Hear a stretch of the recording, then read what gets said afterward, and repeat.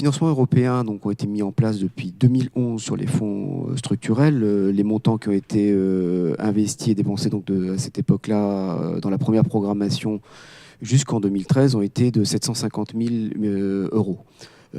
Essentiellement sur 3 collectivités territoriales qui sont Orly, Montreuil et Plaine Commune. Pour la prochaine programmation, 2014-2020, nous avons une volonté assumée de multiplier quasiment par 3 les fonds qui sont dédiés à ces populations pour un montant de 4,8 millions d'euros qui va traiter les 2 aspects. D'abord un aspect d'investissement avec le FEDER qui seront sur des aspects liés au logement. Logement parce que c'est la première des préoccupations que l'on peut avoir, mais également accompagner l'approche globale de cette problématique des Roms, puisqu'il y a aussi une question de l'accès à l'éducation, de l'accès à la santé, et donc les questions sociales qui y sont liées, et la question également de l'emploi, puisque c'est un élément fondamental qui nous permettra, donc à travers à la fois un fonds FEDER et des fonds FSE, de pouvoir traiter la globalité des problèmes de ces populations.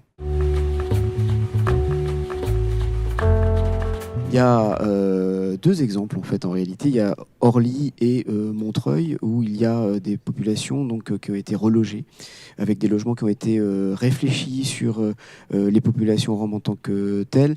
Et il y a là sur cette manière de traiter la question du logement, nous avons un vrai débat entre les collectivités territoriales et les associations sur la manière de traiter la question du logement. Parce qu'on a des cas où on a une concentration des populations roms sur un logement qui leur est dédié, et on a également la possibilité de faire en sorte que ces populations soient intégrées plus largement sur les territoires des communes, ce qui amène à avoir une approche un peu différente. Donc, l'ensemble de ces questions-là, de ces débats-là, seront aussi liés au financement européen que nous pourrons mettre en place.